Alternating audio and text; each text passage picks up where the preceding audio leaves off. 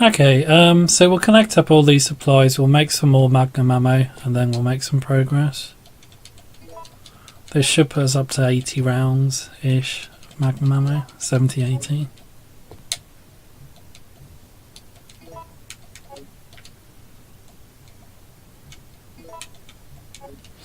So, one thing I do like about this game, like up until this point, the way you progress has been just a linear straight line, and then you like it's door after door looking for key for the door sort of thing, or looking for the trigger point so that you can keep progressing. But you get to this point in the game and like it's just a dead end, and you have to start looking around the place to figure out where you need to go. And I really like that, because it's not until you actually look at the fireplace that you realise you have to do something with it, and from there you realise you have to use the lighter.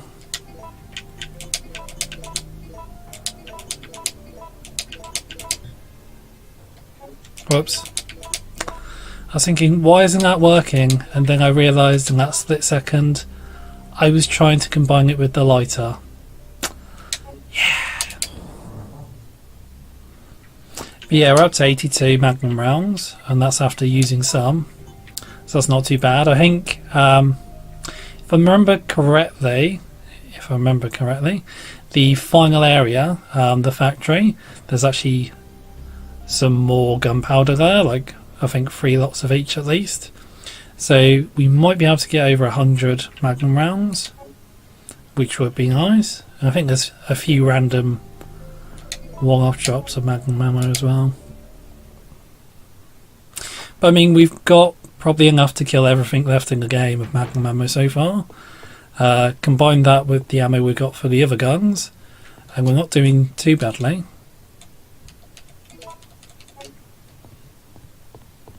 But yeah, like, if you didn't pay attention in here, you'd think you just got to a dead end. It's not until you start looking around and investigating that you get this hint. Oh, and lo and behold, we need to set fire to that wood. And then our secret room appears.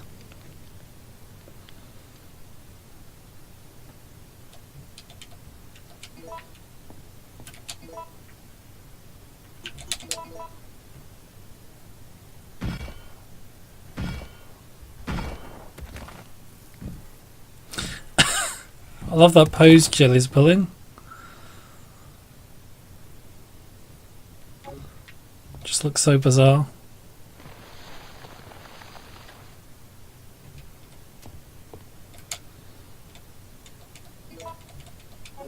So there's not much in here. There's just like one key we need to find, which is the sparkling object, I do believe. And then once we're out again, that triggers a scene, and then it's boss time, and then we just go to the factory.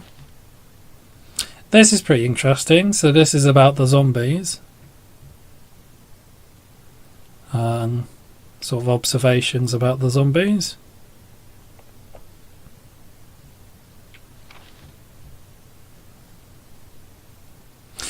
Though I have to admit, like, stuff like this makes me wonder how much sense it makes that they try to use like the zombies and the monsters as like military weapons, or tried to use them for military applications. Because when you read through stuff like this, it doesn't make it sound as though the zombies were that useful or are that useful as weapons.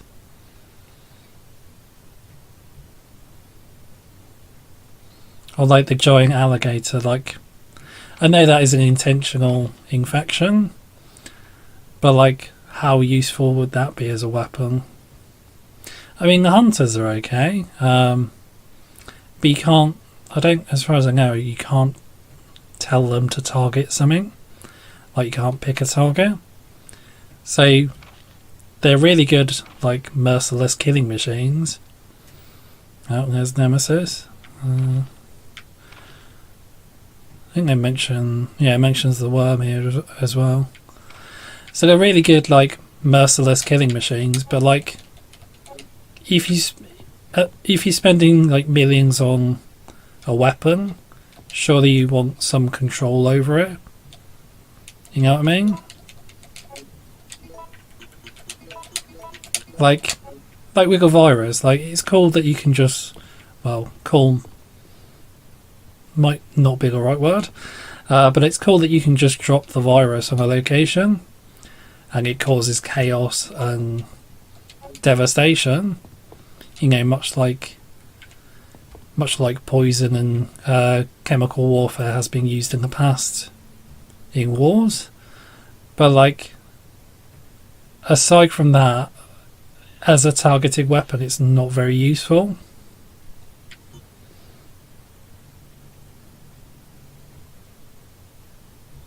So yeah, this is just basically about the nuclear strike. But yeah, like, I think the main thing is with war you want... Oh, okay, that guy's dead. And he's bald. Just like everybody else in this game. Wonder if Jill's wearing a wig. But yeah, like... At least I think in... Oh. I'll have to shout for a moment. Mission terminated. Return immediately. Repeat. All supervisors return immediately. Over. So yeah, that means the situation is foobar. But yeah, like in war, like you want, if you're going to spend millions on something, you want the weapon to be, you want to be able to target stuff with a weapon. You don't want it just to be an indiscriminate weapon sort of thing. Because we have those already, like you have poisons, you have nukes, you have chemical weapons, etc. Surely if they're going to be pumping millions into these bioweapons, they want them to do something different. They want them to be more targeted. I would have thought anyway. I'm quite impressed you've Oh dear. stay alive up until now. It's everybody's favourite asshole. You seem to be doing a pretty good job of looking out for yourself. How about helping out? I have no intention of helping you. Because we're nothing but pawns in all this? In a manner of speaking, you are. Our employers wanted a detailed analysis of the zombie beings which were created through infection by the T-virus. Exposition, exposition, You're exposition. saying that they deliberately sent in a military unit to be butchered by their creations? Not exactly. Although the conditions encountered on this operation were extreme, it was an unexpected outcome that the team would be wiped out. We were only required to collect live data from the subjects. Oh dear. Another mutant.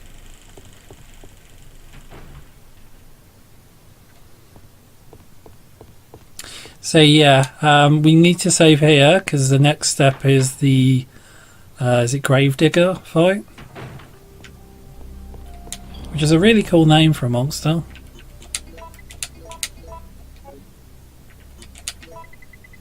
But yeah, like going back to what I was speaking about, like maybe it's just me, but like I just find it really absurd that they have these monsters, but they're all like really indiscriminate killers.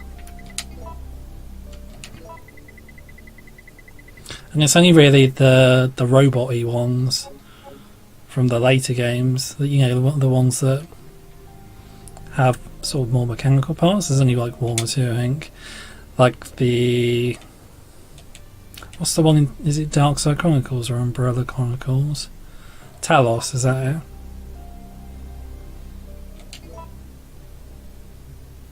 It's probably like the only one of the only ones, the only monsters I've seen that I thought, aside from say Nemesis or a Tyrant, that actually seem to target enemies. But then I guess you have to counter that against the fact that most of the BOWs were unintentional creations, weren't they? They aren't targeted killers or final products. Like the zombies are incidental victims, aren't they?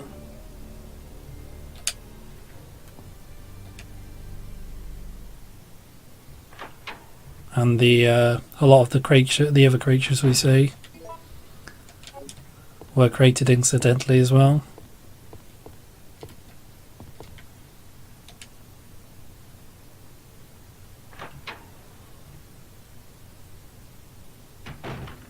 Oh dear.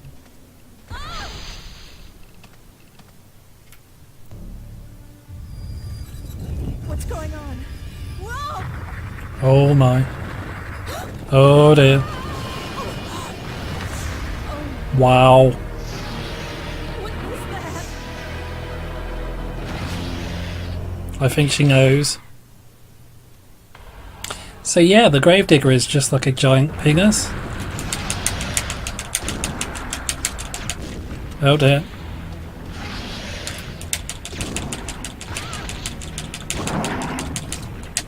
Do have to be quite careful with this one though, because he is quite deadly. I don't know how. Like, well, he does have a big jaw, doesn't he? And so there's two ways to kill him. We can get him to knock down these lampposts. Oh dear.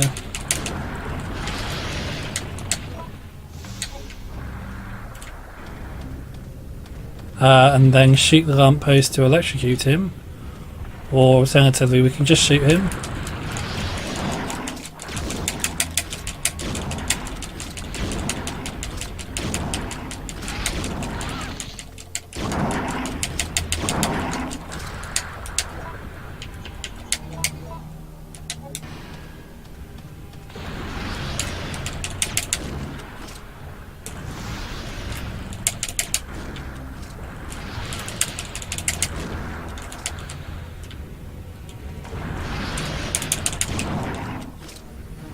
Don't know if there's an easy way to dodge his attacks. No.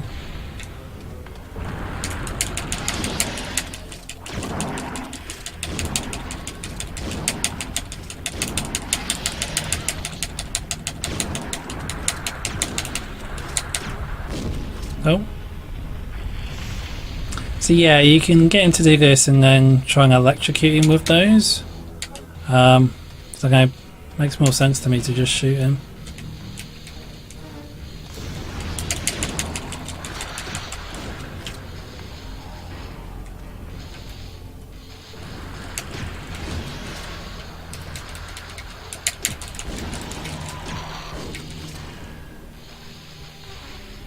Oh, okay, is it dead?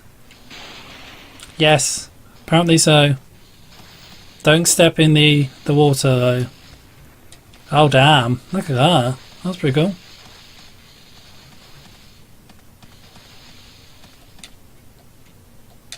Yes, you could, Jill. So I think this puts us back in the sewer. Oh yeah, so this is us climbing down the ladder back into the sewer. Oh Jesus. Sweet, sweet Jesus.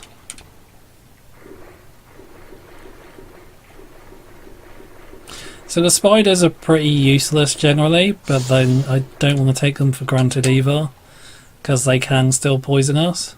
We probably should actually pick up a herb as well. Pick up a blue herb, I mean.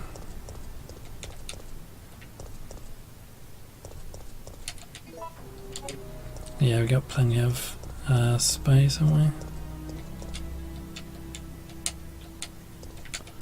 So if I remember correctly, damn, we used like 30 grenade rounds there. If I remember correctly, this next room should be now full of zombies, but we only need to kill like one or two, I think. Yeah, okay. If that many at all. There we go. Okay. Oh.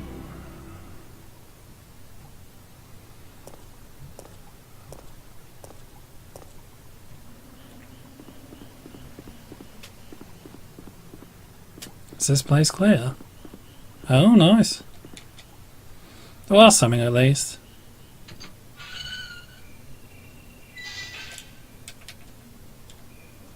And nothing here as well. Oh.